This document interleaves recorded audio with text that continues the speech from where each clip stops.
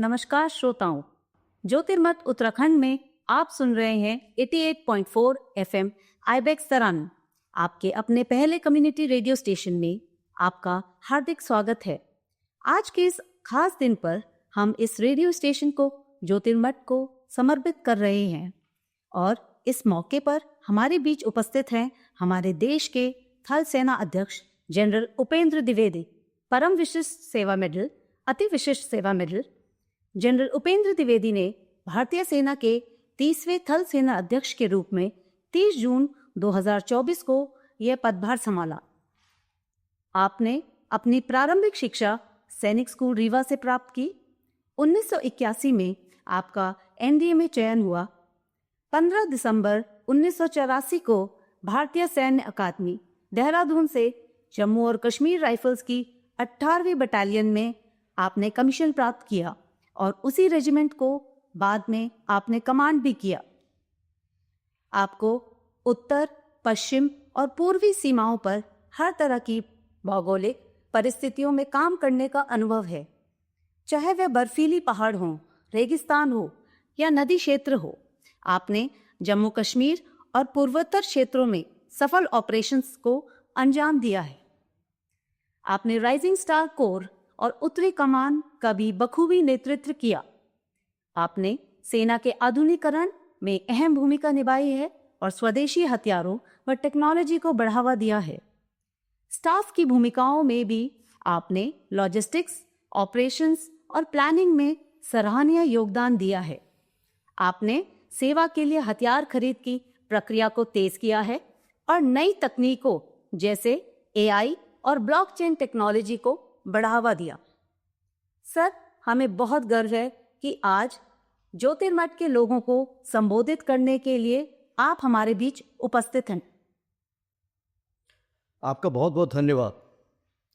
इस community radio station के माध्यम से आप सभी से जुड़कर आज मुझे बहुत खुशी हो रही है। जैसे कि भारत के अन्य समवर्ती क्षेत्रों जैसे जम्मू कश्मीर, उत्तराखंड में स्थित 16 कम्युनिटी रेडियो स्टेशंस सेना और नागरिकों के बीच एक अहम भूमिका निभा रही है। मैं आशा करता हूं कि ये रेडियो स्टेशन ज्योतिर्मठ के लोगों और यहां पर रहने वाले नागरिकों और आने वाले यात्रियों को सही जानकारी देने में महत्वपूर्ण भूमिका निभाएगा। इस पहल से स्थानीय लोग न केवल अपनी सांस्कृतिक जड़ों से जुड़ेंगे, बल्कि उन्हें रोजगार, पर्यटन और सुरक्षा से जुड़ी जानकारियां भी समय पर मिलेंगी। यह सैनिक नागरिक संबंध का सजीव उदाहरण, जिसमें सैनिक और नागरिक दोनों एक दूसरे के विकास में सहभागी बनते हैं। मुझे यकीन है कि आईबेक्स तराना स्थानीय आवाजों को जीवंत मंच बनने में कोई कसर नहीं छोड़ेगा। यह मंच मनोरंजक कार्यक्रम भी प्रस्तुत करेगा और स्थानीय कला व संस्कृति को प्रोत्साहित करेगा। मैं इस प्रयास से जुड़े सभी पर्सनल, टेक्निकल टीम और मैनेजमेंट टीम को हार्दिक बधाई देता हूं। मुझे पूर्ण विश्वास है कि यह रेडियो स्टेशन न सिर्फ क्षेत्र की आवाज बनेगा, बल्कि एक सकारात्मक परिवर्तन का हिस्सा भी बने। सर, आपके माध्यम से हम श्रोताओं को यह बताना चाहते हैं कि भारतीय सेना इन इलाकों में, मेरा मतलब है बॉर्डर एरियाज में, राष्ट्र निर्माण में क्या भूमिका निभा रहे हैं। जहां तक भारतीय सेना राष्ट्र को सुरक्षा प्रदान करने के साथ साथ अपनी विभिन्न कल्याणकारी योजनाओं के माध्यम से राष्ट्र निर्माण के लिए कर्तव्यबद्ध है। इसमें से कुछ के बारे में मैं आपको जानकारी देना चाहूंगा। जैसे डुअल यूज इंफ्रास्ट्रक्चर के तहत भारतीय सेना बॉर्डर एरियाज में इंफ्रास्ट्रक्चर डेवलपमेंट के साथ साथ रोड्स, ब्रिजेस और कम्युनिकेशन नेटवर्क का निर्माण कर रही है। बॉर्डर एरिया टूरिज्म के तहत गढ़वाल क्षेत्र की बात करें तो यह एक पर्यटन स्थल बनने की हर क्षमता रखता है। भारतीय सेना ने केंद्र और राज्य सरकार के मार्गदर्शन में वाइब्रेंट विलेज प्रोग्राम के तहत कई परियोजनाएं शुरू की हैं, जैसे कि rock climbing note, home stay का निर्माण, देवभूमि चैलेंज जैसे चरम साहसिक खेलों की सफल शुरुआत। भारतीय सेना स्थानीय युवाओं को साहसिक खेलों, टूरिस्ट गाइड और कौशल विकास जैसी गतिविधियों में व्यावसायिक प्रशिक्षण प्रदान कर उन्हें आत्मनिर्भर बना रही है। स्मार्ट बॉर्डर्स के तहत भारतीय सेना सिविल टेलीकॉम प्रोवाइडर्स को अपने संचार टावरों के उपयोग की सुविधा प्रदान कर रही है, जिससे दूर दराज के इलाकों में मोबाइल नेटवर्क की पहुंच बढ़ रही है। भारतीय सेना देश के किसी भी भाग में आवश्यकता पड़ने पर प्राकृतिक आपदा राहत ऑपरेशनों के तहत राहत और बचाव कार्यों को अंजाम देती है। वर्तमान में भी भारतीय सेना पूर्वोत्तर राज्यों में बाढ़ राहत अभियानों में लगातार तैनात है और सक्रिय रूप से बचाव कार्यों को अंजाम दे रही है। सेना ने कई एडवेंचर एक्टिविटीज की शुरुआत की है, जिससे आयोजकों और टूर ऑपरेटर्स को प्रोत्साहन मिल रहा है और स्थानीय अर्थव्यवस्था को भी लाभ हो रहा है। इस ज्योतिर्मठ के पावन इलाके में भारतीय सेना द्वारा पिछले वर्ष में कुल 14 प्रोजेक्ट्स को अमल में लाया गया, जो कि डुअल यूज यानी सेना और सिविलियन दोनों के इस्तेमाल तथा वाइब्रेंट विलेज प्रोग्राम के अंतर्गत एक अग्रिम पहल है। सर, यह क्षेत्र अपने भूतपूर्व सैनिकों के लिए जाना जाता है। सेना प्रमुख होने के नाते आप इन पूर्व सैनिकों के साथ गहरा जुड़ाव रखते हैं। आप सेना के इन वेटरन्स की राष्ट्र निर्माण में क्या भूमिका देखते हैं और समाज में उनके योगदान को कैसे और सशक्त किया जा सकता है? आपने बहुत सही सवाल पूछा है, क्योंकि हमारे वेटरन्स हमारे देश के एक अमूल्य धरोहर है। वे न केवल सेवा काल में बल्कि सेवानिवृत्त के बाद भी समाज और राष्ट्र के विकास में सक्रिय भूमिका निभा रहे हैं। उनके पास अनुशासन, नेतृत्व और समर्पण जैसे गुण हैं जो नेशन बिल्डिंग की मजबूत नींव को तैयार करते हैं। यदि हम 24 लाख रजिस्टर्ड वेटरन्स, 7 लाख वीर नारी व widows, 28 lakh registered veteran dependents और 12 लाख सर्विंग सोल्जर्स और उनके तकरीबन 24 लाख डिपेंडेंट्स, साथ में 30 लाख ऐसे हैं जो नॉन डिपेंडेंट होते हुए भी उनके परिवार में उनके साथ रह रहे हैं। अगर इसको हम टोटल करें तो ये तकरीबन 1.25 करोड़ की जनसंख्या बनती है, यानी 1.25 करोड़। ये ह्यूमन कैपिटल अनुभव, अनुशासन और प्रतिबद्धता से भरपूर है और इसे राष्ट्र निर्माण के प्रयासों में एक महत्वपूर्ण योगदान देने में उपयोग में लाया जा सकता है। सेवानिवृत्त के बाद हमारे वेटरन्स ने agriculture, green initiatives, technology, entrepreneurship, infrastructure development, skill training और फिलैंथ्रोपी जैसे अनेक क्षेत्रों में सराहनीय योगदान दिया है। गढ़वाल क्षेत्र में करीब 28,000 वेटरन्स मौजूद हैं आज की तारीख में। चाहे वह युवा पीढ़ी को मार्गदर्शन देना हो, आपदा प्रबंधन में सहयोग करना हो या ग्रामीण क्षेत्रों में सामाजिक कार्य, हमारे वेटरन्स हर मोर्चे पर आगे आकर देश का साथ दे रहे हैं। गढ़वाल क्षेत्र में ही अतुल्य गंगा परियोजना में गंगा नदी के इकोलॉजिकल कंजर्वेशन के प्रयास वेटरन्स की पर्यावरण के प्रति प्रतिबद्धता को दर्शाते हैं। हमारी यह कोशिश रहती है कि उनके अनुभव और योगदान को उचित सम्मान मिले और उन्हें समाज में सक्रिय भूमिका निभाने के लिए उपयुक्त मंच उपलब्ध कराए जाएं। इसी उद्देश्य से अब तक कुल हमने 80 वेटरन्स को उनके उत्कृष्ट कार्यों के लिए चीफ ऑफ आर्मी स्टाफ द्वारा फॉर्मल रिकॉग्निशन प्रदान किया है। मैं समाज से भी यही अपील करता हूं कि हमारे वेटरन्स को सिर्फ सेवानिवृत्त सैनिक न समझें, बल्कि उन्हें राष्ट्र निर्माता के रूप में देखें।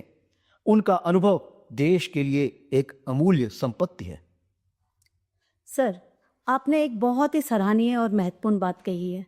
इस क्षेत्र के सेवानिवृत्त सैनिक हमारे मार्गदर्शन के लिए एक धरोहर की तरह है। मैं अब आपसे जानना चाहती हूँ कि महिला सशक्तिकरण को लेकर आपके क्या विचार हैं? बहुत सही। महिलाओं की भूमिका हर समाज के विकास में बहुत महत्वपूर्ण है। आज महिलाएं हर क्षेत्र में असाधारण प्रदर्शन कर रही हैं।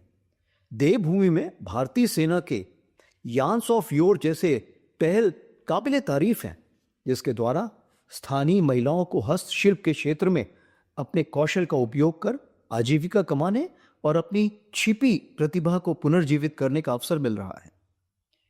जहां तक भारतीय सेना में महिला सशक्तिकरण का प्रश्न है, तो हम पूर्ण रूप से जेंडर न्यूट्रलिटी को प्रोत्साहित कर रहे हैं। यह सुनिश्चित किया जा रहा है कि हमारे प्रयास सरकार की दूरदृष्टि के अनुरूप हो और साथ ही हमारे ऑपरेशनल एफिशिएंसी में कोई कमी ना आए, बल्कि बढ़ोतरी। पिछले कुछ समय में इस दिशा की ओर कई ठोस कदम लिए गए हैं, जैसे कि परमानेंट कमीशन और महिला अधिकारियों को कमांड अपॉइंटमेंट्स के लिए चयनित किया जा रहा है। महिला अधिकारियों के एनुअल इनटेक को 80 से बढ़ाकर 144 किया गया है, जो कि 80% की बढ़ोतरी है। हाल ही में 17 महिला कैडेट्स का पहला बैच एनडीए से पास आउट हुआ है। वे अब अपनी अपनी प्री कमीशन एकेडमीज में 1 वर्ष की मिलिट्री ट्रेनिंग के लिए जाएंगी और फिर अधिकारी बनकर सेना में योगदान देंगे। यह हम सभी के लिए अत्यंत गर्व की बात है। मैं हमेशा यही कहता हूं कि इंडियन आर्मी में महिलाएं काली माता का रूप होना चाहिए। सर, इतने विस्तार से जानकारी के लिए शुक्रिया। इस पॉडकास्ट के अंत में मैं आपसे बस एक सवाल पूछना चाहती हूँ जो हमारे सभी श्रोता और हर देशवासी के दिल के बेहद करीब है। ऑपरेशन सिंदूर के रूप में भारतीय सेना ने आतंकवाद को करारा जवाब देते हुए आतंकी ठिकानों को ध्वस्त किया। आपसे जानना चाहूंगी, भारतीय सेना ने के इस असाधारण पराक्रम और राष्ट्र के ओर से मिले पूर्ण समर्थन के बाद आप व्यक्तिगत रूप से क्या अनुभव कर रहे हैं? कृपया अपने विचारों को हमारे श्रोताओं के साथ साझा करें। धन्यवाद। यह सवाल सिर्फ एक औपचारिक प्रश्न नहीं बल्कि हर भारतवासी की भावना को आवाज देता है और मैं इसका उत्तर पूरी भारतीय सेना की ओर से गर्व के साथ देता हूं। ऑपरेशन सिंदूर केवल एक सैन्य प्रतिक्रिया नहीं थी, यह भारत की एकता, संकल्प और आत्मविश्वास की अभिव्यक्ति थी। सरकार ने हमें पूरी रणनीतिक स्वतंत्रता दी और देशवासियों ने जो भरोसा दिखाया वही हमारा प्रेरणा स्रोत बना। हमने 9 आतंकी ठिकानों को बिना किसी नागरिक हानि के नष्ट किया। यह दर्शाता है कि भारतीय सेना न केवल ताकतवर है बल्कि जिम्मेदार भी है। मुझे गर्व है कि हमारे जवानों ने अनुशासन, संयम और अपार साहस के साथ यह अभियान पूरा किया। यह जीत सिर्फ सेना की नहीं, पूरे राष्ट्र की है। ऑपरेशन सिंदूर आतंकवाद को एक सुनियोजित, सटीक और निर्णायक जवाब है। मैं एक बात और कहना चाहूँगा कि ऑपरेशन सिंदूर नाम होने के कारण जब भी कोई माता, बहन, बेटी जब भी अपने मांग पे सिंदूर लगाती है तो वो गर्व से हमारे सैनिकों को याद करती है। और मैं एक ही बात कहना चाहूँगा, आतंकवाद को हर बार माकूल जवाब मिलेगा। हम सतर्क हैं, सक्षम हैं और पूरी तरह से हमेशा तैयार। यकीनन सर, हमें पूरा विश्वास है कि हमारी सेना अपने हर लक्ष्य को पूरा करने में सक्षम है। सर, हम अपनी सेना को उनकी उत्कृष्ट सेवाओं के लिए धन्यवाद देते हैं। हमारी सेना नौजवानों के लिए हमेशा एक प्रेरणा का स्रोत है। सर, हम आपका दिल से आभार व्यक्त करते हैं जो आप आज हमारे बीच आए और अपने व्यस्त समय में से कुछ अनमोल पल हमें दिए। आपकी बातें न केवल हमारे युवाओं के लिए बल्कि स्थानीय समाज के लिए भी प्रेरणा स्रोत है। गढ़वाल की धरती के प्रति आपका स्नेह हमारे लिए गर्व की बात है। आपका बहुत बहुत धन्यवाद और राष्ट्र सेवा में भारतीय सेना के अमूल्य योगदान को हम सभी का नमन। जय हिंद। जय हिंद।